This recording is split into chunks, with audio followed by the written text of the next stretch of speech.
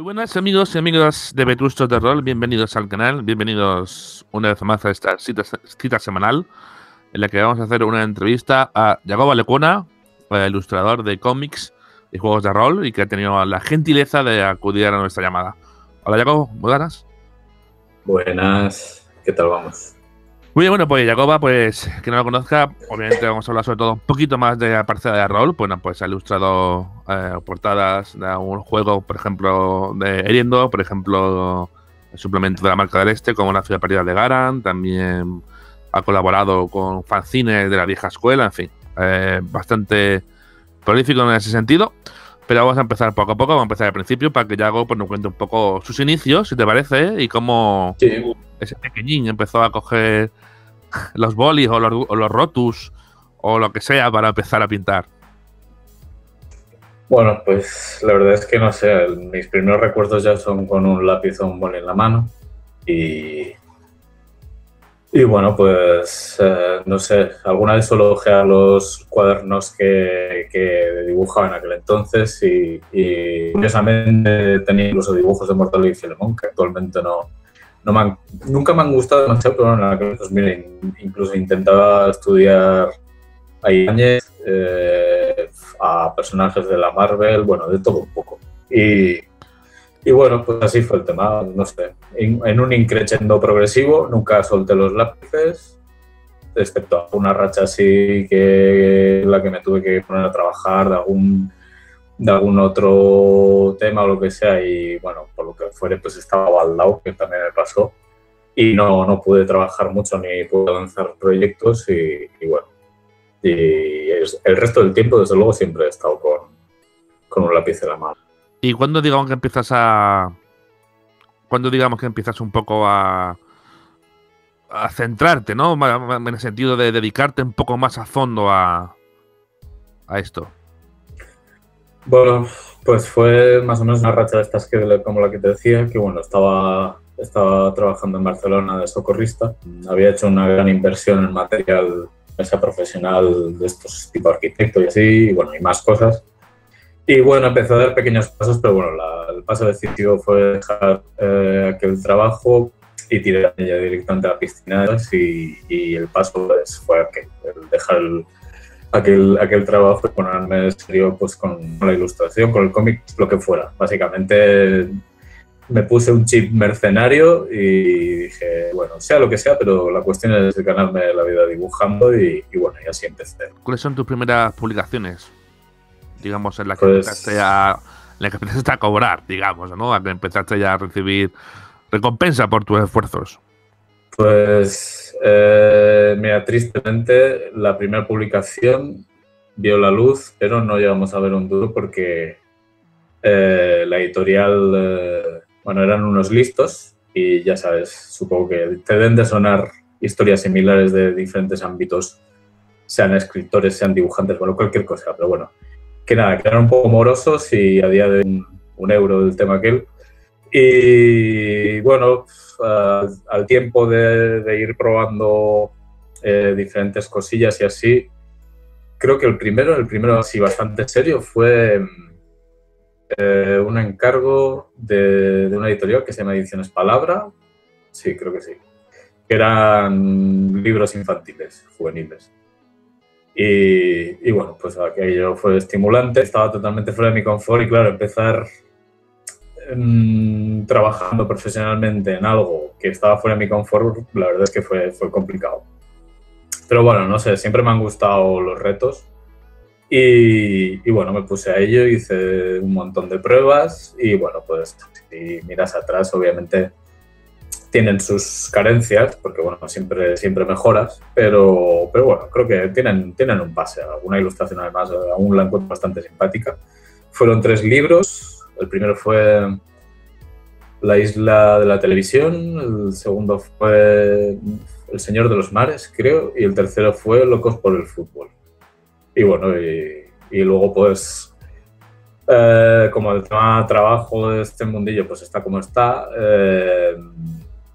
tuve una racha así de que, bueno, no, tampoco me salía gran cosa. Hice un envío masivo pues de casi 5.000 emails a agencias de ilustración, de publicidad, de los cuales obviamente rebotaron unas 2000 y bueno, pues de ahí también me salió algún trabajo y bueno, pues así empecé, poquito a poco. ¿Qué fue primero, el friki o el ilustrador? Es decir, antes, aparte de tu amor, ¿no? Por ilustraciones, ya de pequeño, de joven o de adulto, de adolescente, ya le dabas... ¿Hay algo que te gustase en concreto? Me imagino que los cómics, ¿no? Era lo que más te llamaba. Sí, yo, mira, de hecho el otro día me acordaba que mi padre me echaba mocos cuando íbamos en el coche de... Pero chaval, pero fíjate por dónde vamos, que te tienes que orientar por si algún día pasas por aquí, que no vas a saber por dónde vas y tal. Y yo pues le enseñé muy contento mis cómics y dije, yo tengo esto y yo leo esto, yo no necesito mirar nada más. Tú conduces, yo leo cómics. Y recuerdo que esta conversación me llegó al alma porque dije, qué absurdo, o sea, ¿por qué quieres que me quede con las carreteras y todo esto si yo estoy tan feliz aquí leyendo mis cómics? Con lo cual, claro, yo esto era un mocoso y las cosas tampoco han cambiado, en todo caso han empeorado. Y yo creo que el tema fue siempre de la mano, cómics y ganas de dibujar. Claro, luego también no solo los cómics, yo qué sé, el tema cine ochentero con el que crecimos, eso yo creo que te marca a fuego. Y eso también me marcó muchísimo, o sea, no sé. Uno de mis, siempre me acuerdo, uno de mis ataques así porque es que debía ser muy pequeño, muy pequeño. Fue cuando echaron Los Cazafantasmas en la tele, la primera versión, que me dio como una especie de subidón de adrenalina, una especie de ataque eufórico por aquello que estaba viendo que no entendía y molaba tanto, ¿sabes? Y incluso mis padres vinieron corriendo a la sala de estar diciendo, ¿pero qué te pasa? Y estaba gritando como un poseso de lo que molaba la peli esa. Y bueno, pues eso creo que ya apuntaba a miras ya. Sí. Con lo cual, pues bueno, yo creo que inseparables, básicamente. Desde luego es lo que más te gusta trabajar, ¿no? Los cómics, obviamente, ¿no? Dentro de tu mundillo. Bueno, a ver, sí, lo que pasa es que la ilustración, hace unos años sí que visualizaba más mi trabajo enfocado al mundo del cómic, pero bueno, el trabajo salió más por el lado de las ilustraciones y no me lo había planteado, estoy hablando de hace muchos años, ¿eh? Y cuando me vi obligado a trabajar en ello, pues bueno, pues también le encontré un estímulo y a día de hoy me gusta pues igual, la verdad. ¿Qué pasa con los cómics? Claro, una ilustración te permite narrar algunas cosas, pero siempre estás un poquito limitado. A pesar de que, bueno, si te lo ocurras puedes narrar muchísimo y también depende del contenido, de la ilustración. El cómic obviamente te permite expandirte mucho más, experimentar muchísimo más y ya no solo es el dibujar cómics de otros, sino que siempre he tenido muchas historias en mi cabeza. Bueno, yo creo que como todo el mundo, que en mayor o menor medida tenemos nuestras pequeñas o grandes historias que nos gustaría narrar al mundo. Y la verdad es que siempre he tenido esa necesidad de narrar pues esas historias, básicamente, esas aventuras en cómic. Y bueno, pues la verdad es que es eso. Me gustan los dos ámbitos, ilustración y cómic. La verdad es que me apasionan los dos. Sí. Y así títulos que la gente pueda conocer por si quiere seguir algo de tu trabajo, ¿podrías darnos? Bueno, claro, el cómic, lo primero que sacamos fue El Señor de los Panecillos, que es muy casposo, muy cutrón, muy risas, es fancinero. Lo que pasa es que también, como fue lo primero que parimos, por así decirlo, unos amigos y yo, pues le tienes una especie de amor-odio, ¿no? Por un lado lo cutre que es y lo añejo que se ha quedado y por otro, pues eso, lo que implicó el convivir con un amigo durante varias semanas en el mismo piso, se mudó al piso que tenía en Barcelona y bueno, pues con su ordenador y allí, pues imagínate, o sea, día va y día viene trabajando en eso, eran tiras cómicas. Bueno, fue una experiencia muy maja y la verdad es que, bueno, pues Este fue el primero y, claro, respecto al cómic no he podido sacar nada más y todo el resto de lo que he podido trabajar y de lo que me ha salido trabajo también ha sido ilustración. Si me hubiese salido algo de cómic, desde luego que hubiese trabajado en ello. Con lo cual, pues bueno, ahora sí que estoy trabajando en Dragones y Mamporros, que es un proyecto personal que espero que vea la luz muy prontito. El primer capítulo ya está acabado y, bueno, ya está palabrado con la editorial y eso, y estoy con el segundo capítulo. Y bueno, queremos tener el segundo capítulo pues acabado para no prolongar la espera de los lectores y, bueno, para que se mantenga un poco el entusiasmo en el proyecto, que tiene una lógica comercial. La verdad es que, bueno, fue cosa del editor y la verdad es que me parece bien visto. ¿Y cuándo más o menos aproximadamente podremos ver ese Dragones y Mamporros? Es que no me quiero aventurar. Yo creo que será cuestión de algunos meses. O sea, yo el segundo capítulo lo quiero tener acabado en un mes, como mucho. También depende del trabajo que tenga. Pero bueno, mi intención es tenerlo acabado en un mes. Supongo que al final se alargará mes y medio. Yo creo que en 2-3 meses estará el primer capítulo. ¿Cuándo se ponen en contacto contigo las hordas de rol para empezar a ilustrar manuales y demás? Pues bueno, había hecho un poquito de reconocimiento por el terreno enviando varios emails y no recibí respuesta de nadie porque, bueno, yo entiendo que esta gente, tanto la marca como otros, van liados y no hay más que ver el ritmo de producción que tienen y bueno, no llegaba ninguna respuesta y bueno, pues fue a base de insistir. Me enteré a través de Pablo Ganter que buscaban un ilustrador. Justo también supongo que es encontrar el momento idóneo en la marca y, bueno, pues cuando volví a llamar a la puerta y hice una prueba para que era la Isla Misteriosa. Y así, con una portada así morada, fucsia y subjetiva. Sí. Y bueno, pues hice una prueba, hice una ilustración, ya la ilustración gustó, ya se quedó como una libro. Y bueno, y fue lo primero que hice para Pedro y compañía. Y bueno, pues a partir de ahí, pues bueno, más cosillas de ellos, alguna cosilla de Holocubierta también. Y bueno, afortunadamente la cosa ha ido en un increchendo, gracias también a toda esta gente particular que tenéis el talante de poneros las pilas desinteresadamente con un montón de material rolera, pues yo que sé, sean blogs, sean juegos, y esto también me ha dado mucho trabajo y bueno, bien por ellos. ¿A título personal ya habías tocado a tú como jugador el rol o no lo conocías? Sí, lo que pasa es que mi paso por el rol, yo creo que ha sido... Yo hace unos años consideraba que había sido normal, pero claro, cuando empiezas a ver el nivel que hay en comunidades como en el Google Maps y todo esto, yo dije, uy, mejor me voy a callar. Y bueno, si repasaras las conversaciones, que ha habido millones de conversaciones en las que más, pero yo, si te fijas, nunca decía que gran cosa por total ignorancia, con lo cual yo dije, bueno, tú no sabes, o sea, que calla, es mejor calladito. ¿Por qué lo digo? Porque sí que jugué una partida de Dragones y Mamporros cuando tenía 18 años. No lo he vuelto a tocar en ese aspecto, bueno, como el clásico que lleva ese nombre, las versiones como Irendor y eso sí que las he probado.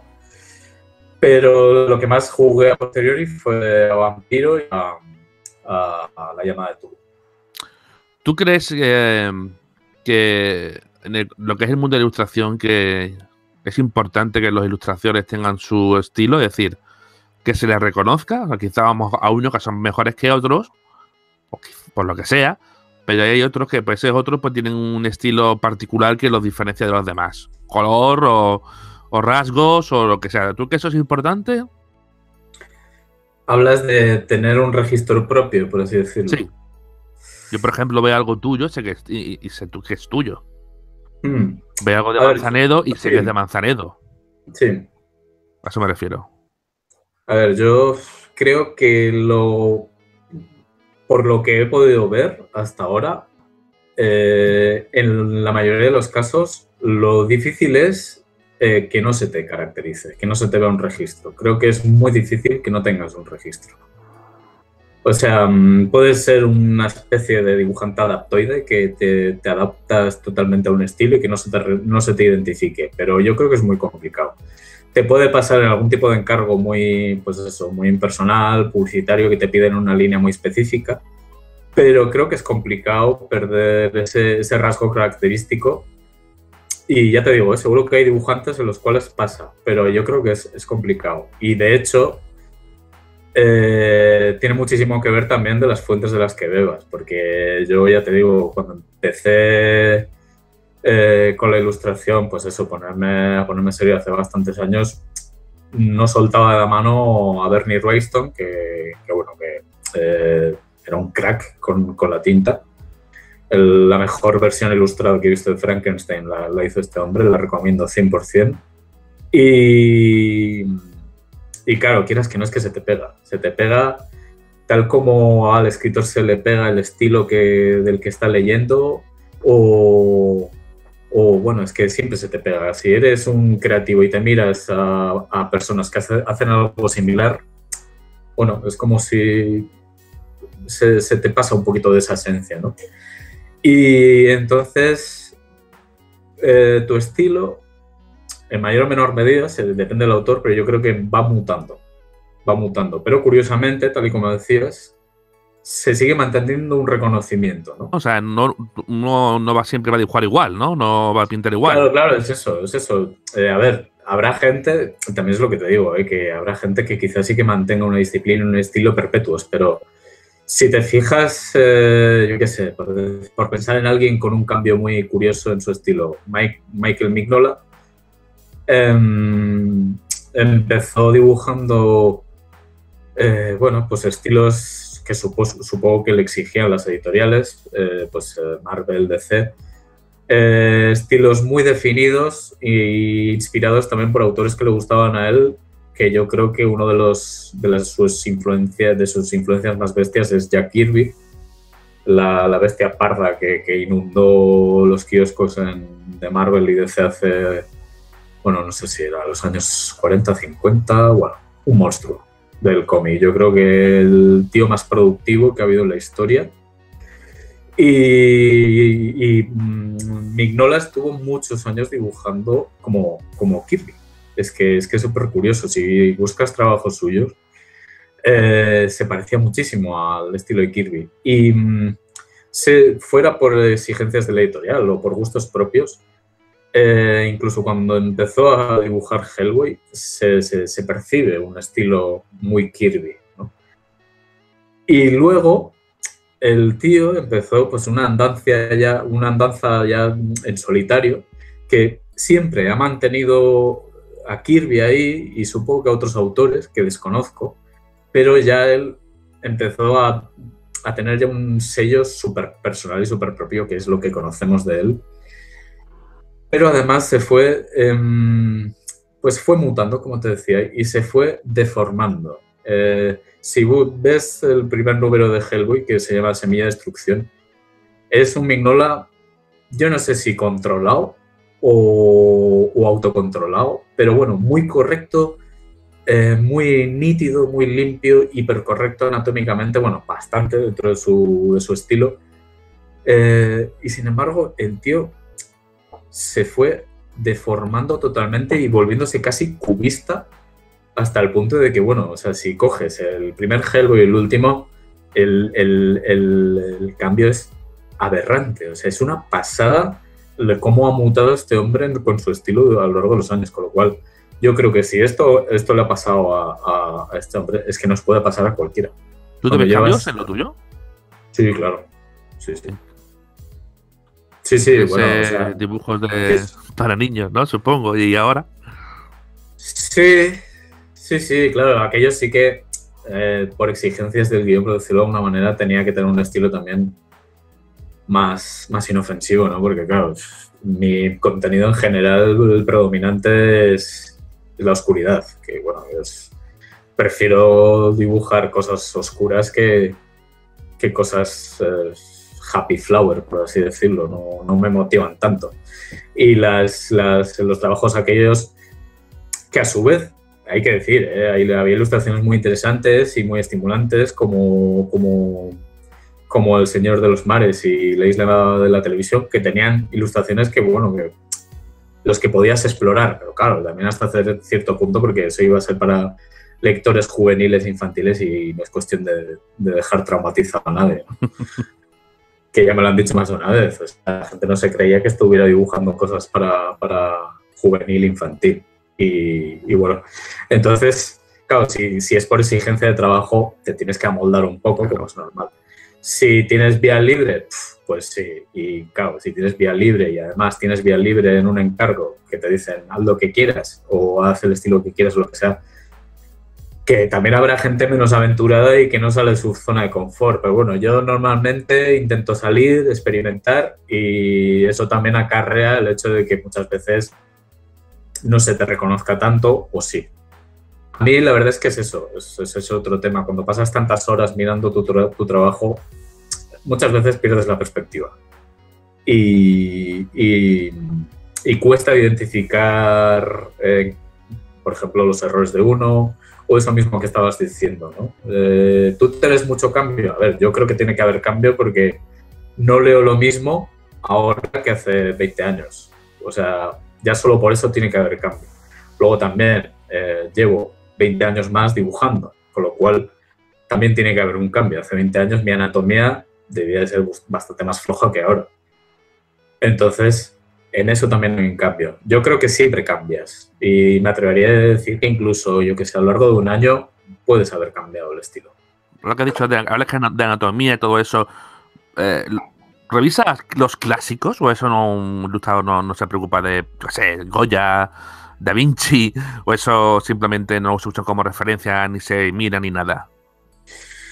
Claro, en este caso yo me miro clásicos del cómic o de la ilustración. Claro. En ese aspecto, claro, si eres pintor, pues es que, claro, yo creo que si yo fuera pintor, miraría a esta gente. O sea, o si me encargaran por lo que sea algo de pintura clásica, es que seguro que la miraría.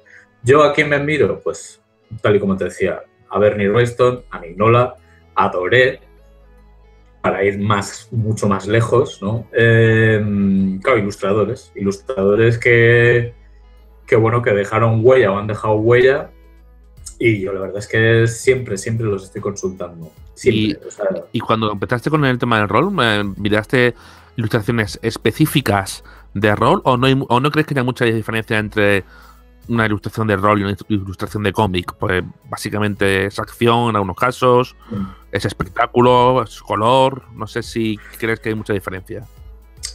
Bueno, a mí por vicio o costumbre me gusta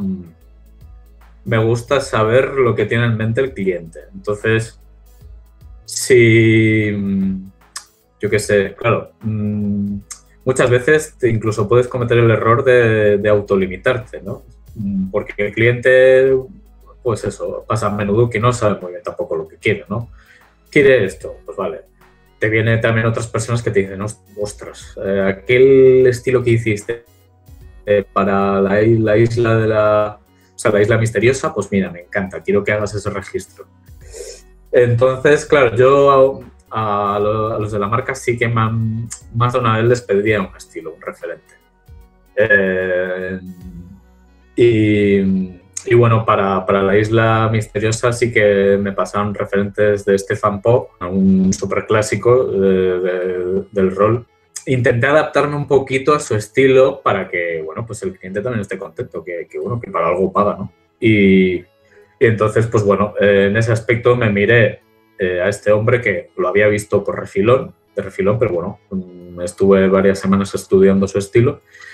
Y quieras que no, pues bueno, también se me pegó. E intenté hacer cosas similares, pero claro, a medida que iba pasando el tiempo, me afiancé más en un estilo propio y también me fui alejando de lo que hacía este hombre. Con lo cual, una vez más, fui mutando. Entonces, si tengo vía libre, como por ejemplo para la portada de Chloroformo, pues bueno, no me especificó nada Pedro y dije, bueno, pues probaremos un par de cosas. Hice un estilo de ilustración influenciado por Jordi Vernet, que también es uno de mis autores fetiches. Y hice una ilustración así de tinta sucia, porque yo creo además la temática lo pedía. Y ya te digo, consulté cosas de Vernet y luego ya pues inicié mi andanza haciendo pruebas en sucio y en solitario, que eso también es importante. A veces dejar de mirar a otros autores cuando ya quieres adoptar tu propia identidad en lo que estás haciendo. ¿Sabes que hemos visto del fanzine, de esos fantásticos goblins, por ejemplo?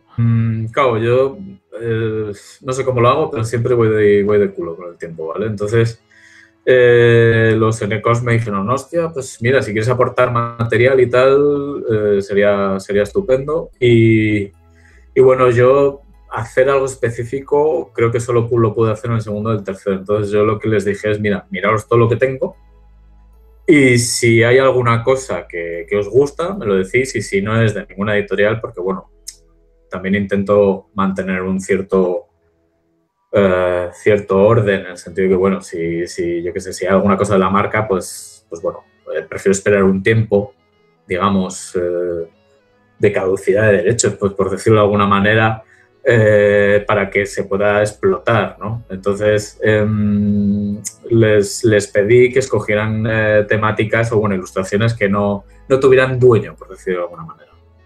Entonces, pues bueno, la verdad es que nada, estuvieron mirando cosas y me iban preguntando, oye, ¿esto qué? ¿Es de alguien?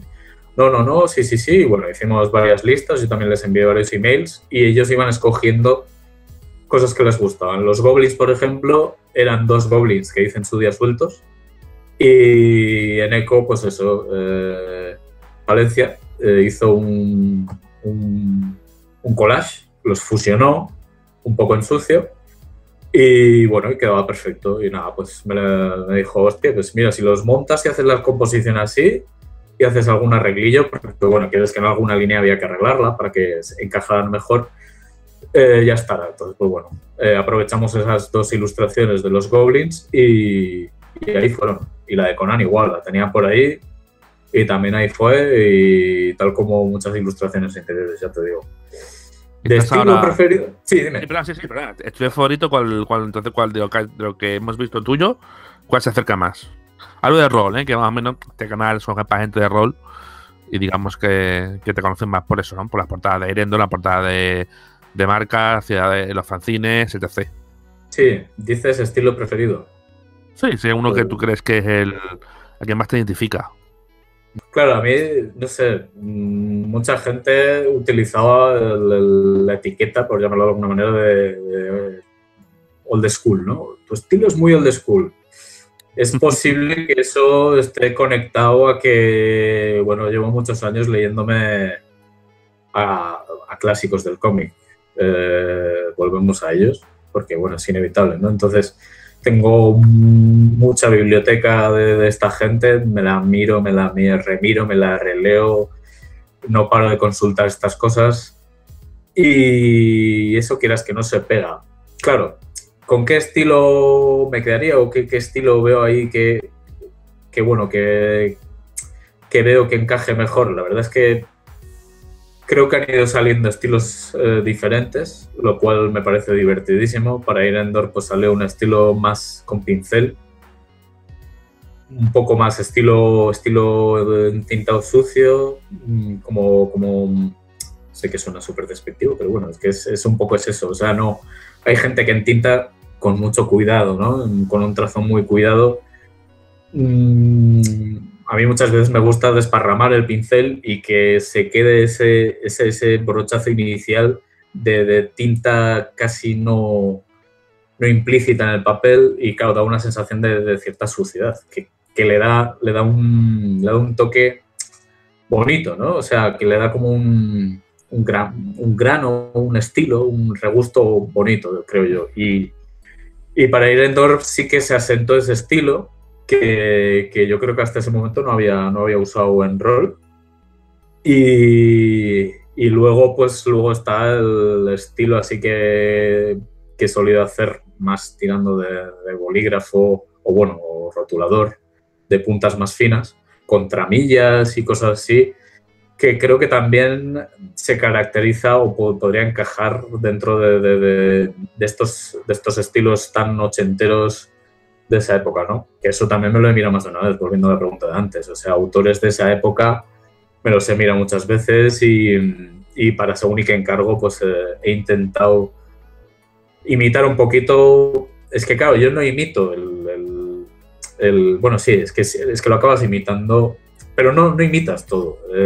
Claro, lo que haces es estudias cosas en las cuales tienes dudas. Si tú, por ejemplo, nunca te has enfrentado al hecho de cómo carajo entinto una roca con según y qué estilo. Claro, si el cliente te viene y te dice, mira, es que a mí me gusta mucho ese estilo de tramas que haces. Bueno, pues si no has hecho nunca una roca, si no has hecho nunca una ilustración o nunca te han encargado una ilustración en la que salga una roca de ese estilo, pues te vas a tener que estudiar a la gente que hacía rocas tramadas en aquel entonces y hacerlo igual o por lo menos desarrollar un estilo propio. Y es lo que vengo haciendo. La verdad es que estudias a muchos, acabas desarrollando un estilo propio y al final haces un batiburrillo. Todo lo que hacemos es un batiburrillo de un montón de influencias. ¿Y ahora tienes algo entre manos de rol? Pues sí, estoy con Kobold de Mabel Gómez, que no me salía antes el nombre, y con Tesoro y Gloria de Telmo Arnedo. Y bueno, pues estoy trabajando con ellos conjuntamente. Y bueno, pues haciendo ilustraciones, diseños de personaje y bueno, pues la verdad es que pasándomelo muy bien porque bueno, claro, no es lo mismo que te encarguen que dibujes, no sé. Claro, habrá gente que le encante, por ejemplo, dibujar campos de fútbol. A mí si me dicen que dibuje un campo de fútbol, pues la verdad es que, ¿qué quieres que te diga? No me estimula demasiado. Sin embargo, si alguien te viene y te dice, mira, quiero que dibujes un enfrentamiento en pleno bosque con una araña gigante, pues, a ver, yo creo que estimula bastante más la creatividad y la imaginación. Con lo cual, ya te digo, con los dos encargos estoy pasándomelo muy bien y bueno, pues ahí ando, la verdad, a tope. A tope. Pues vamos a pasar a preguntas a nuestros queridos espectadores que nos hicieron para ti, si te parece. Sí. Con varios paisanos tuyos, por cierto. Sí, vamos a empezar por uno de los citados, Eneco Palencia, que preguntaba que quiere saber sobre todo tu proceso de trabajo, ¿no? Si lo haces analógico, cuando lo pasas a digital, tus herramientas. Sí. Bueno, esto la verdad es que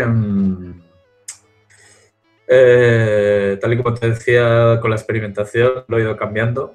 He sido muchísimo más de trabajo tradicional, por decirlo de alguna manera, de esbozar en papel y luego entintar, pasarlo a limpio en una ilustración más definitiva, o sea, en una superficie más definitiva, en papel tradicional. Y bueno, pues si sumara las horas invertidas en digital y en tradicional, pues bueno, ganaría el tradicional.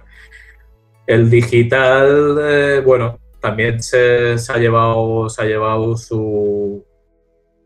sus horas y actualmente, cosa que he estado hasta ahora esbozando sobre todo en papel y también haciendo el definitivo, digamos, por llamarlo de alguna manera, en papel, ahora estoy haciéndolo todo en digital. Esbozo en digital y el acabado también lo hago en digital.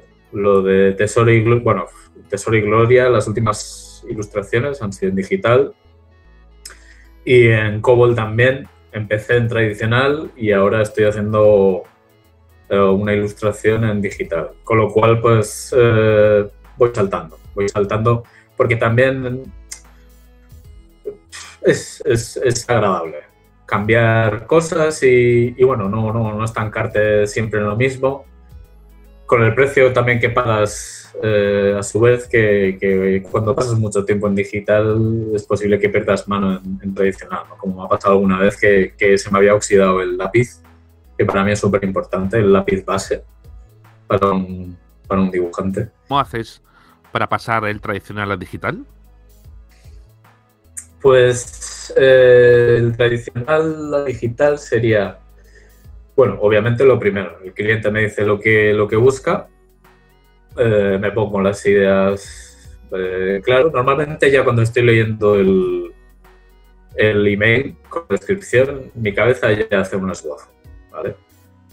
Me hago una distribución de los elementos importantes que se mencionen y me hago ya un esbozo, o varios en la cabeza. Entonces, pues lo que hago es cojo un papel normal, un DIN A4, un folio, y hago varios esbozos en pequeño,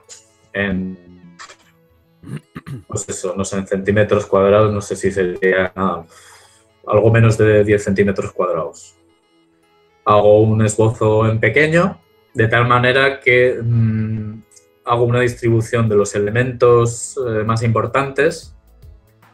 Usarse, pues eso, si hay un monstruo y aventureros y un entorno, pues nada, unos cuantos árboles o rocas, los aventureros con sus formas cilíndricas, su esqueleto, digamos, la base, sobre lo cual vestiré la ilustración, y algo muy esquemático, ¿vale? Y esto se lo paso al cliente. El cliente, pues bueno, hay veces, como es normal, porque no, la gente no está acostumbrada, que se dedica a esto al menos, a sacar una lectura de eso, y yo les digo, si necesitáis que sea más detallado, pues hago un esquema más detallado, un esbozo más detallado, pero normalmente la gente, pues bueno, ya capta la idea por dónde va y me dicen, ok. Si por ejemplo, es muy importante que los diseños de los personajes esté claro, o hay un cliente que tiene pues nada, algo metido entre ceja y ceja que, mira, tal bicho o tal héroe tiene que ser así y así, pues bueno, hago un diseño aparte de ese héroe o ese monstruo y también se lo mando junto con el esbozo del escenario, digamos, o la ilustración que se llevará a cabo. Si va a ser un acabado tradicional, lo que hago es, bueno, me lo pongo delante y cojo el papel definitivo, digamos, del tamaño que sea, DIN A4, DIN A3, y mirando el esbozo, plasmo un esbozo en grande y ya empiezo a trabajar a partir de ahí. ¿Qué pasa con esto? Que muchas veces esto es algo que, bueno, me entenderán los que han trabajado un poquillo en ello, que pierdes la frescura del esbozo. El esbozo normalmente tiene una frescura que la ilustración definitiva pierde. Entonces, corres el peligro de perder esa frescura y es algo que me ha pasado muchísimas veces y me caganto.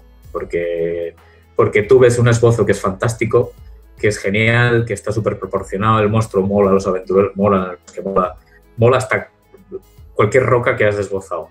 Lo pasas en grande y, claro, no es lo mismo. O sea, cuesta hacer eso, ¿no? El pasarlo totalmente exacto en grande.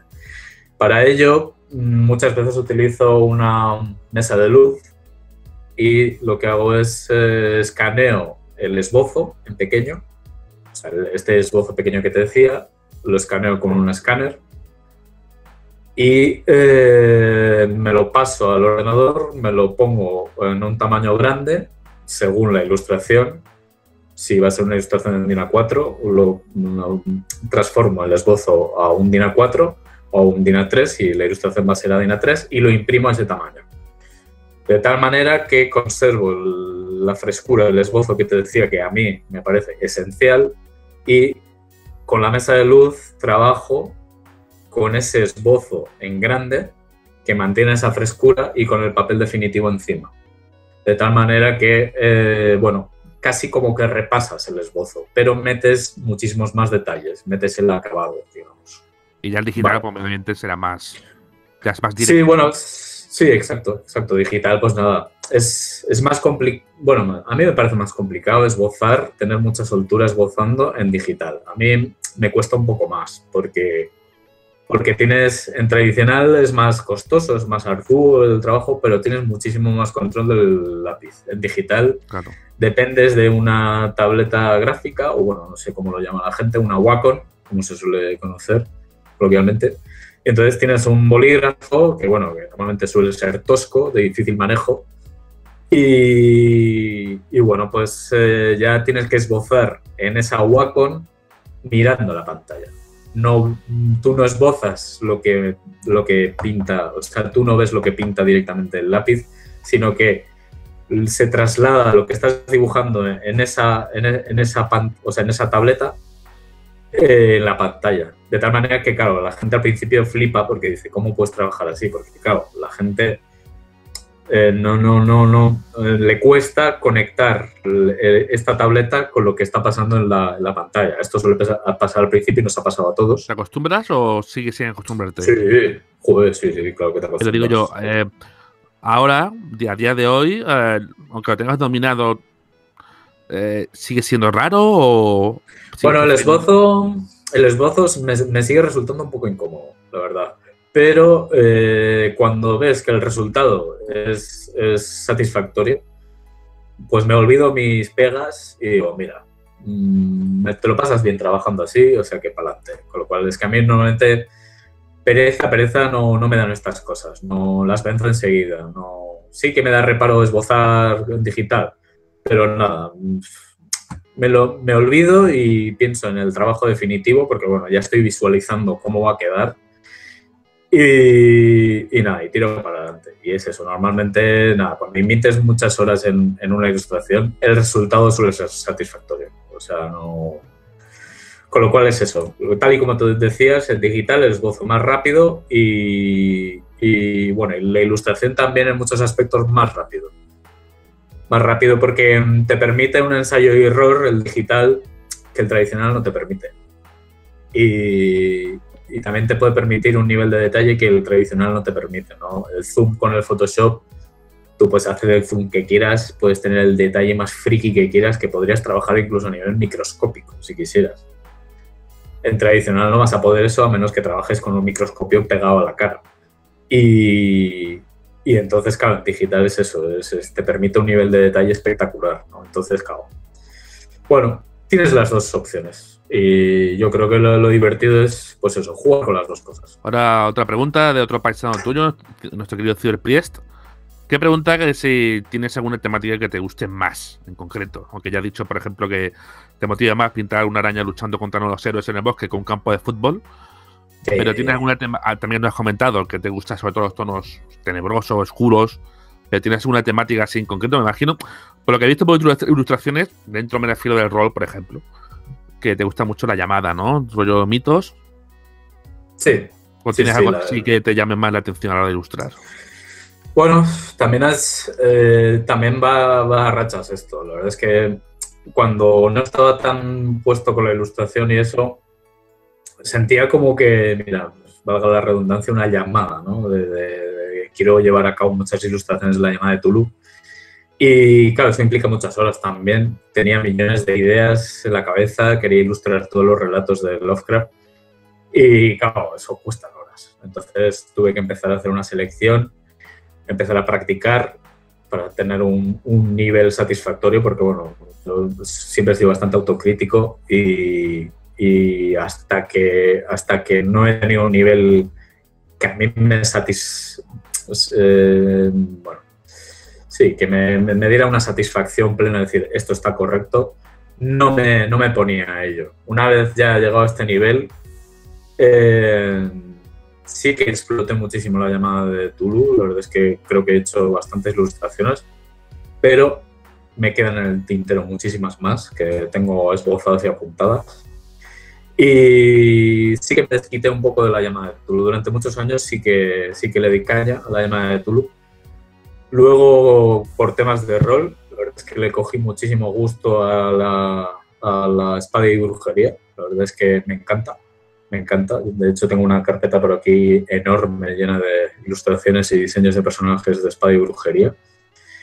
Y también le cogió muchísimo gusto. Con lo cual, pues, siempre que tenga cierto contenido fantástico y sea divertido de dibujar, a mí me gusta trabajar en ello. Siempre habrá, si tengo vía libre, yo creo que siempre habrá un contenido oscuro, sombrío. no lo puedo evitar. Pero bueno, la verdad es que a veces me salen cosas de espada y brujería que me parecen fantásticas y no son especialmente sombrías. Antes sí, hace unos años sí que era todo lo que hacía era muy sombrío. Muy gótico yo. Todo muy sombrío, todo muy oscuro. Y claro, luego, pues bueno, con los años también, y cuando coges más soltura con la mano, te gusta también experimentar con otras cosas. No sé, con lo cual, pues bueno. Creo que me he ido moviendo por diferentes terrenos, pero claro, siempre yo creo que con la ficción, que es más divertido. Sí. Genial. Bueno, Cicatrices DM dice, de tu trabajo, como ilustrador, ¿qué parte es la más satisfactoria y cuál la más complicada? Satisfactoria es cuando ves el trabajo a cabo bien hecho, que muchas veces no van de la mano. Muchas veces, pues eso, yo creo que malos días los tenemos todos y en esto también se nota. Se nota cuando has tenido un día más inspirado y un día no tanto y una ilustración ha quedado mejor y peor. Yo en este aspecto, antes, tal y como te decía, era muy crítico y bueno, pues me fustigaba mucho, ¿no? Pero llegas a la conclusión de que también es una manera de que lo bueno reluzca mejor, ¿vale? Porque si tú haces siempre ilustraciones de 10, ¿vale? Todo lo que haces es fantástico, increíble, maravilloso. Llega un momento en el que, no sé, yo creo que hasta quizá la gente perdería interés. Yo creo que en las imperfecciones también reside un encanto, ¿no? Entonces, habrá, pues eso, esas ilustraciones que están, digamos, a un 75% de éxito o logro, por decirlo de alguna manera, pues realzarán el valor de los que están aún mejor, ¿no? Y a su manera también, que esto también va a lecturas. A mí me ha pasado cientos de veces. Lo que a mí me parece un trullo, hay mucha gente que me va a venir y me dice, ¿pero qué estás diciendo? Si es lo mejor que he visto de ti. Entonces, claro, esto también, o sea, lo que a mí me parezca, a mi vecino no le va a parecer ni de lejos. Con lo cual, volviendo a lo que me preguntabas, ¿satisfactorio? Pues normalmente ya cuando ves algo acabado y si me gusta lo que he hecho, o sea, si me satisface bastante, ya me doy por contento, ya estoy muy contento si me satisface. ¿Qué crees? ¿Cuál es la parte más complicada o más dura como ilustrador? Bueno, esto también depende de los encargos, ¿no? O sea, hay encargos los cuales, pues bueno, te hacen salir de la zona de confort y bueno, pues ahí puedes pasar más apuros o menos. Yo siempre me acuerdo de la pantalla del director de Walcourt que bueno, yo nunca había hecho algo tan grande, tan inmenso. Y cuando lo hablé con Pedro y bueno, y hablamos de hacer, porque claro, yo por lo que me estaba diciendo de dimensiones, yo le dije, hombre, pues esto tendrían que ser 4 DIN A4s, no, 4 DIN A3s, que son 4 por 2, 8, bueno, pues 8 DIN A4s juntos. Claro, tuve que juntarlos con celo y hacer primero el esbozo que te decía, el pequeño, y luego trasladar todo eso a una superficie tan grande. Depende del encargo, las puedes pasar canutas. Y yo con esta ilustración tan grande las pasé canutas, porque había muchos hándicaps. Claro, nunca había hecho nada similar, tampoco había hecho nada bélico, tampoco había hecho nada tan junto, o sea, con tantas hojas juntas. Bueno, tuve muchos elementos en contra, pero bueno, la verdad es que me acuerdo más de las cosas positivas y de lo mucho que aprendí, porque aprendí una barbaridad con aquel trabajo. Y llegas a la conclusión de que es eso, de que no todos los encargos pueden ser fáciles, también es eso, si no todo sería muy aburrido, ¿no? Y hay encargos que, bueno, son más puñeteros que otros y te ponen en una situación, pues eso, más chumba, más puñetera, pues sí, por ejemplo, si no controlas al 100% la anatomía y de repente te dicen, mira, una horda de bárbaros a peso descubierto, pues vas a acabar de dibujar pectorales por un tubo y si no andas suelto en anatomía las vas a pasar canutas. Pues claro, eso con diferentes cosas me ha pasado, pero las he ido superando. Antes bueno, no estaba tan acostumbrado a dibujar escenarios. Cuando me puse a trabajar a tope con ello, pues bueno, me tuve que poner serio. Y a raíz de hacer encargos y a raíz de también practicar yo aquí en mi estudio, acabé cogiendo, bueno, soltura con los entornos que, a pesar de que muchas ilustraciones parece que no cuentan mucho. Y entonces, pues es eso, dificultades. Normalmente no hay una dificultad que se repita. Sí que hay cosas de anatomía, por ejemplo, de las cuales me atasco, que yo creo que esto le debe pasar a todo el mundo. Yo qué sé, los pies. Los pies yo creo que es la pesadilla de todos los ilustradores. Son una pesadilla, los pies y las manos. Con las manos he cogido bastante más mano. Pero bueno, los pies, por ejemplo, o diferentes puntos de la anatomía suelen ser puñeteras. Que esto te lleva también a desarrollar diferentes estratagemas para disimular tus carencias. Con lo cual, pues bueno, con las dificultades vas aprendiendo. Y por mencionar una dificultad en especial, pues no te sabría decir. Un popurrí de todo esto que te decía. Otro amigo, también ilustrador, que es Manu Sáez, sí. Nos pregunta que si tienes un ilustrador preferente. No se lo has dicho, no has dicho tú un ilustrador preferente, pero yo le doy una vuelta a la pregunta para preguntarte sobre ilustradores españoles. No sé si hay algunos que te llamen la atención especialmente, algo de rol, ¿eh? Si hay algunos que le cuando hecho un vistazo, que te guste. Claro, a mí me tira mucho el blanco y negro, ¿no? Es que me gusta mucho. Y bueno, el Manu mismo suele hacer unos estudios de personaje que me molan muchísimo. Y la verdad es que disfruto cuando me encuentro cosas suyas o bueno, cuando entro en su blog. Y así de blanco y negro, pues el tema es que no he visto muchos referentes. Sí que me estoy mirando a un chaval, no recuerdo cómo se llama, pero creo que es el que ilustró Dungeon World. Dungeon World, sí. Sí. Que eran rollo cartoon, ¿no? Sí, tenía un punto así como de animación.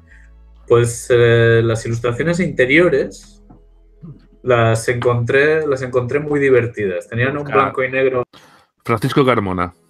Vale, pues este hombre, la verdad es que me parece muy divertido el trabajo que hizo en este libro. La verdad es que es un libro que no me importaría nada tener. Y así, claro, es eso, de ilustradores que trabajan mucho el blanco y negro en rol aquí en España, pues no. Bueno, tenemos, por ejemplo, Antonio Vázquez, que es el que ilustró Labyrinth Lords. Estos, si no ha echado un ojo, pues echarle un ojo, que es rollo muy old school también. Digo por blanco y negro que me ha venido a la cabeza. Pues si lo quieres, apúntalo, Antonio Vázquez. Tengo todos mis cuadernos apuntados de nombres. Para ir consultando cosas que, bueno, me encanta consultar trabajo de la porque gente. ¿Tú de blanco y negro, Yagoba?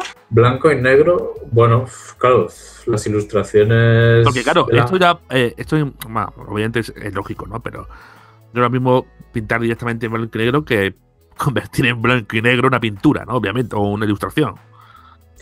Bueno, claro, la opción que te queda con el blanco y negro... Bueno, la opción que escogí en su momento, porque con el color me veo un poco más pez, con el color digital, por llamarlo de una manera, que simula el óleo o el wash, yo tendí hacia colorear mi tinta, por decirlo de alguna manera, que es lo que se ve en las portadas de Irendor, la marca, en estilos diferentes, porque Irendor era más rotulador, al revés, Irendor era más pincel, la marca es más rotulador, y entonces, claro, la base es un blanco y negro, un entintado normal y corriente, y luego le metes un color. Y claro, el arte interior, pues normalmente ha ido en blanco y negro. Con lo cual, claro, es pues Eirendor, el arte interior y la marca, pues sobre todo es en blanco y negro. No sé si me preguntabas por eso. Sí, me refiero, se pinta directamente en blanco y negro, ¿no? Es decir, coger ilustraciones en color y pasarlas a blanco y negro por... No que lo hagas tú específicamente, sino que se convierte... No sé si pasó así, porque yo la verdad que lo vi y me dio un escalofrío por la nuca, que ves algunas ilustraciones de Manzanedo que obviamente se nota que han sido ilustradas a color, pero las ves publicadas en libros como La Marca, quizás, que obviamente son en blanco y negro, pero es que no es que él las haya pintado en blanco y negro, sino que la impresión es en blanco y negro, lo cual para mí destroza una ilustración.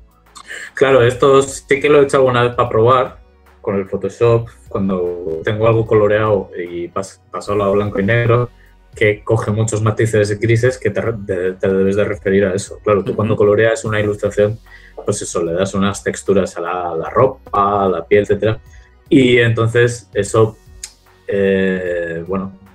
desarrolla unos grises, unos matices en la ilustración que acaban transformándose en esos grises que decías que, bueno, que no te gustan, digamos. Claro.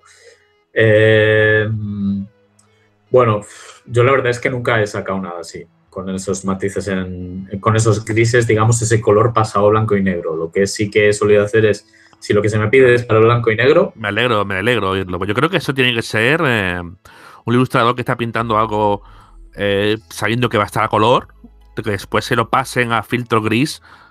Tiene que ser una putada, ¿no? O sea, porque tú no estabas pintando pensando en blanco y negro, estabas pintando pensando en color. Y yo creo que tiene que haber una diferencia, ¿no? Hombre, es que de hecho, si no está bien calculado lo que se está haciendo, puede haber ahí un conflicto de efecto visual, que supongo que es la impresión que habrás tenido tú en algún momento. De decir, pero que estoy viendo, esto no me gusta nada. Claro.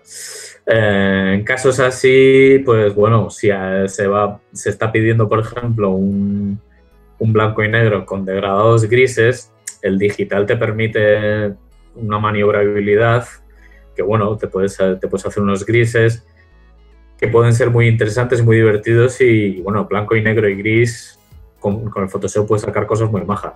Si es tradicional, que también me gusta tocar, lo que suelo hacer es aguadas, o sea, tinta china diluida, que te permite sacar unos acabados y unos degradados muy bonitos y desde luego yo creo que se alejan de eso que decías tú que no te mola nada. Claro, un entintado bonito con una aguada, que es como se le llama, la tinta china diluida, en una ilustración o en un diseño de personaje, pues bueno, queda muy bonito visualmente, ¿no? Y le da ese toque tradicional que también mola. Y bueno, y unos grises dignos, la verdad, no sé. También me pregunta Manu que si tienes algún fetiche, algo que te acompaña siempre a la hora de dibujar, algo que te acompaña siempre, alguna manía, tanto física, algo que tenga siempre un amuleto, digamos, o una manía, digo, bueno, siempre tengo que pintar hasta ahora. A mí te diré que me gusta vestir el estudio de cosas que me gustan mucho. Recientemente me puse 3 retratos pertenecientes a las películas clásicas de Frankenstein aquí delante, marcados, porque los clásicos de terror de la Hammer y toda esta época maravillosa de la Universal me encantan y me inspiran muchísimo. Mis fetiches son físicos, digamos, son estos, o sea, es mi estudio. La verdad es que está lleno de cosas, tengo una fijación tremenda por las calaveras, tengo no sé cuántas calaveras aquí de diferentes tipos, pósters, fotografías de terror tradicional, tengo un muñeco gigante de Pinhead, el de Hellraiser, y sobre todo,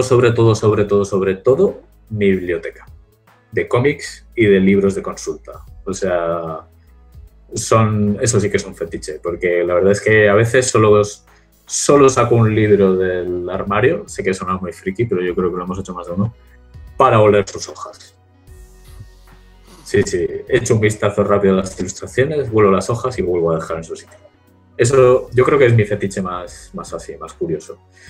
Esos libros. Y luego de así de manías, pues no creo. La verdad es que no creo tener así... Vicios sí, vicios malos, él también debe de saber de lo que hablo. Vicios malos sí que tengo, de que, bueno, en vez de estructurar con ese monigote inicial pues un personaje, anatómicamente, pues bueno, lo hago con silueta, que se le llama al coger un poco la forma y dibujarla y ya componer ese personaje dentro de esa forma. No es fetiche, pero a la vez yo creo que sí que lo es. Yo creo que es una manía fetiche. Y aparte de eso, pues la verdad es que no se me ocurre. También nos pregunta Manu, ya para terminar sus preguntas, que si habrá enanos en dragones y vamporros. Que si no, se lo comprará igual, ¿eh? Pues sí que habrá. Sí que habrá. Sí, sí. Sí que voy perfilando un poco el carácter de esta gente. Me gusta muchísimo el tema de los testarudos que son. Y de hecho tengo intención de meter algún chiste por ahí, tipo incluso visual, de que podrían ganar una roca en testarudez, ¿no? Y es eso, me parece que los haré, pues eso, muy, con una influencia muy fuerte de Tolkien. Tengo ganas también de leer lo que hay escrito en la mitología nórdica y, bueno, la mitología en general sobre enanos. Y en base a todo eso, pues perfilar un poco el carácter. De aspecto no distan mucho de los enanos típicos, no voy a hacer nada extraño. Pero sí que me gusta insuflar un cierta peculiaridad a los personajes que me invento, ¿no? Y como raza no inventada por mí, pero bueno, sí que inventaré alguna cosilla de su carácter, que me parece divertido. Y ya va a terminar las preguntas de nuestro queridísimo público. También hablamos de enseñar cosas, que es Eneco Medica, que pedía que si podías enseñar, que también si te parece mandar una foto, es tu mesa de trabajo. Sí, sí, claro, tengo aquí un estudio bastante... Cervezas, ¿no? Bueno, la verdad es que combinar la idea, ¿no? Y el trabajo no lo he hecho casi nunca. La verdad es que sí que algún día había vuelto de fiesta, bastante así, de aquella manera, y me había puesto a trabajar y bueno, pues también el resultado al día siguiente suele ser un poco esperpéntico y dices, madre mía, ¿qué hice ayer? Pero el trabajar así con birras normalmente no... Ah, pero tú eres Euskadi, seguro que puedes con eso y con más. Sí, no, claro, hombre, si me propusiera, vamos, podría estar aquí enganchado a una tinaja trabajando, pero no sé lo que saldría y no sé si los clientes estarían también muy contentos, ¿eh? Aunque seguro que también se vendería de otra manera. Mira, seguro. Arte borrachín. Cuando ya seas súper famoso, que ya pues, dirás, los trabajos de Yago Valecueno cuando estaba borracho y venderás volúmenes. Exacto, ¿no? Exacto. Seguro que estará más valorado aún incluso. Sí. Bueno, y ya va a terminar. Te hace la típica pregunta que se le hace siempre, ¿no? A todos los que os dedicáis a un estilo de arte en concreto, es a esas personas, ¿no? Que quieren empezar, que tienen curiosidad, que quieren saber por dónde empezar. Pues si le dieses una buena idea, alguna referencia, algunos consejos sobre por dónde empezar, por dónde no empezar, qué hacer, qué no hacer. Así a bote pronto, obviamente sería más interesante una masterclass, ¿no? Pero si podías dar algunas ideas. Bueno, hay varias cosas que me resuenan en la cabeza de todos estos años de aprendizaje y de escuchar a profesores y profesionales, ¿no? Y hay varias frases que me las recuerdo a mí mismo y hay algunas que han quedado un poco más atrás porque ya las he superado y las puse en práctica en su momento, ya son parte de mi disciplina. Pero una de las primeras que me hizo ponerme serio en ello fue algo que decía un profe mío, que era: ¿quieres dedicarte a esto? ¿Seguro? ¿Sí? Vale. Pues empieza a dibujar 8 horas diarias. Es algo que yo hice. En su momento me puse a dibujar 8 horas diarias y ahora lo sigo haciendo. O sea, sentarte y hacer esas 8 horas, ¿no? Sí. No, es que no hay excusas. Salvando las distancias de estilos, por ejemplo, Stephen King, el famoso escritor, dice lo mismo. Dice que él se sentaba todos los días y tenía que escribir sus X páginas. O sea, bueno, es que eso... Sí, dime, perdón. Sí, no, eso me refiero que... Si práctica o que es sería tanto la práctica como la... Tengo que dedicar este tiempo de mi día a esto, ¿no? Es que justo lo que dices se conecta con la otra frase que te iba a decir, la disciplina. O sea, lo que dices y lo que dice este hombre, el Stephen King, yo creo que va a misa. Esas 8 horas y la disciplina de mantenerte esas 8 horas trabajando son muy importantes. Dentro de esto haría una especie de despliegue de pestañita y también mencionaría que dentro de tener esa disciplina y invertir esas 8 horas Claro, cuando empiezas es muy fácil que te desparrames por donde no toca y inviertas horas en esto y en aquello, que incluso a mí me pasa de vez en cuando. Me paso igual una semana súper picado, yo qué sé, pues eso, con un estilo y súper ahí atontado, de decir, bueno, va, voy a estar esta semana haciendo cosas que no tocan, pero bueno, me lo paso muy bien y normalmente también busco un provecho a eso que estoy haciendo. En el caso de los aprendices, por decirlo de alguna manera, dentro de estas dos cosas que hemos dicho es muy importante una tercera cosa y es aprender a acabar lo que estás haciendo, ¿vale? Es muy fácil, y esto nos pasó a mí y a todos los que estudiaban conmigo, ilustradores e ilustradoras, nos pasaba a todos, y es que es muy fácil coger el vicio de no acabar las cosas. Yo me volví un profesional de los esbozos, tal como muchos amigos y muchas amigas. Tenía muchas carpetas llenas de esbozos y fantásticas ideas, pero es que eran eso, fantásticas ideas. Si no estaban acabadas, eso no iba a ningún lado, ¿vale? Si eres algún día famoso y sacas ese fajo, mira, así empecé, pues vale, fantástico. Y igual hasta los vendes por un porrón de pasta. Pero mientras tanto y mientras seas pues uno más, que no es, bueno, que es que como todos, lo importante me parece que es esas dos cosas y sobre todo aprender a acabar lo que has empezado. Por mucho que te cueste, por mucho que te dé una pereza infinita, por mucho que tardes una semana, pero acábalo. Acábalo y lo siguiente que hagas, ilustración, diseño de personaje, lo que sea, acábalo también. Todo lo que empieces, acábalo. Y yo creo que esas tres cosas son una fórmula que yo no sé si te lleva al éxito, ¿no? Porque hay otros factores que se escapan al poder de uno, pero yo creo que te encaminan bien, la verdad. Porque, bueno, claro, uno puede pensar, no, es que yo no soy muy creativo. Bueno, yo también otra frase que recuerdo muchísimo de profesionales que había oído era: no es el que más trabaja en ilustración el más talentoso, ni el más inventivo, sino más bien el que sabe entregar a la hora y a la fecha. O sea, y bueno, yo con los años pues me parece que les doy la razón, porque me he encontrado con muchos casos de gente del mundillo, editores, de que decían, bueno, pues mira, pensábamos que era un profesional y nada, pues aún seguimos esperando su trabajo o sus ilustraciones o lo que sea. Claro, también, a mí también me ha pasado que pinchas por el camino, ¿no? Yo lo llamo pinchar, pues bueno, como los ciclistas, ¿no? O sea, pinchas, te viene, pues eso, tenemos una vida y nos pasan cosas. Y a veces es inevitable pasar baches y sobre todo, pues eso, cuando trabajas de cosas así creativas. ¿Y la formación externa es importante o hay que ser, o ser autodidacta? Ya. También lo es. A ver, yo aprendí muchísimas cosas estudiando, bueno, en clases de ilustración y así, pero también he aprendido otro gran cacho siendo autodidacta. Y en proporción, yo te diría, me atrevería a decir que he aprendido más siendo autodidacta, sentándome en mi mesa y metiendo esas 8 horas. Es complicado y es difícil, porque cuando no tienes un objetivo definido es frustrante. Se puede hacer un camino muy, muy frustrante porque no sabes qué estás haciendo. Es como el escritor, supongo, que se sienta y vale, muy bien. Stephen King dice que tengo que escribir 8 horas. Muy bien.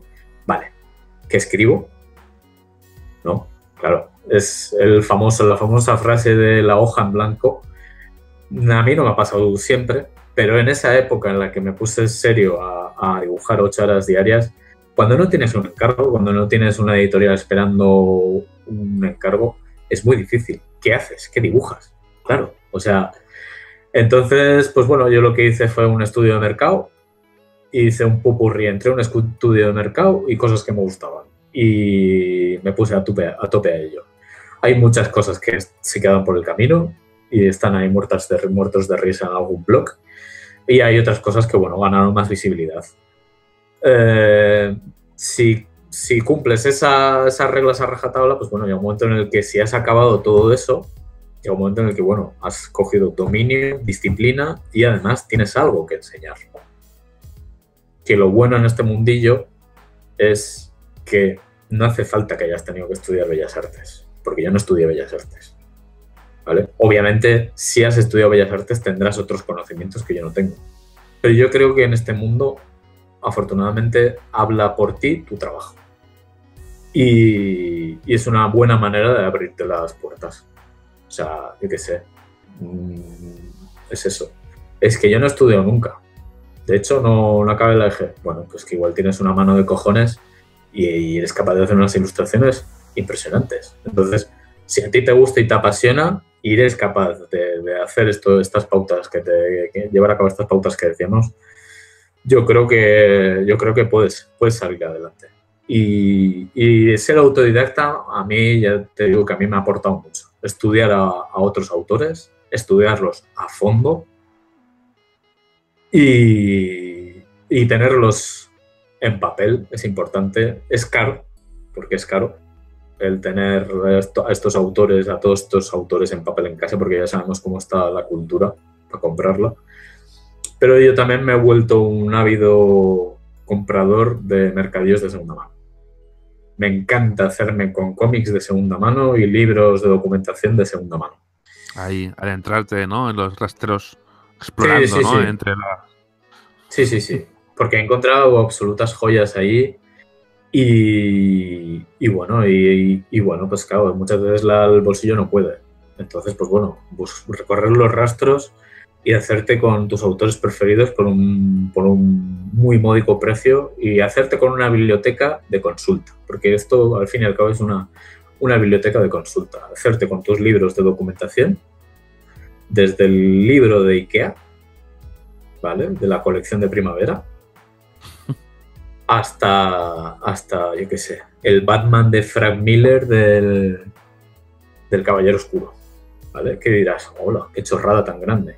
No, porque el señor Frank Miller, cuando estaba dibujando El Caballero Oscuro y tenía que dibujar varias habitaciones y varios dormitorios de niños que salen en ese cómic, seguro que tenía algo similar a un libro de Ikea en su casa. Porque si no, ponte tú a buscar, ¿vale? Dormitorios de niños. Y claro, ahora tenemos Google. Pero antes no. Pero hace 30 años o más, claro, esta gente tenía que currárselo muchísimo. Entonces yo recomiendo también, y esto también dicho por un profesor, hacerte con una colección extensa, lo más extensa que puedas, de documentación visual de absolutamente todo lo que se te ocurra. Jardinería, anatomía, ¿no? Sí, exacto. Biología animal. Sí. De hecho, bueno, yo tengo un montón de paisajes, como has libros dicho, ¿no? Paisajes. Exacto, súper importante. La colección entera de National Geographic, por ejemplo, ¿no? Exacto, también tengo varios libros de National Geographic, claro. De animales, de Rodríguez La Fuente, de animales, de libros de animales de mi infancia, bueno, es que tengo de todo. Y bueno, pues claro, todo eso es una riqueza visual que más de una vez te saca de un apuro. Y es importante que lo tengas en papel, que lo puedas tener delante, que te lo puedas poner delante, que lo puedas ver. Y sí, una pantalla de ordenador está bien, pero yo creo que es muy importante tener los libros de consulta a mano. Y bueno, pues no sé, yo creo que nada, y con esta fórmula de éxito ya vamos. Es una forma excelente, ¿no? Los consejos de Yagoba Lecuona para triunfar en el mundo de la ilustración. ¡Vamos! Vamos ahí. Sí. Bueno, Yagoba, muchísimas gracias por tus consejos, por hablar de estos, de todo, seguro que es súper interesante. Te esperamos para la presentación de ese Dragones y Mamporros, ¿te parece? Uy, pues sí, me encantaría. Bueno, en breves. Seguro, cuando salga lo haremos. Y nada, de verdad, muchas gracias por atendernos y mucha suerte. Igualmente. Bueno, amigos de Vetusas de Rol, gracias por estar ahí como siempre. Esta entrevista me ha quedado de lujo. Muy contento por contar con este pedazo de ilustrador, uno de mis favoritos, y esperamos veros en la próxima. Hasta luego.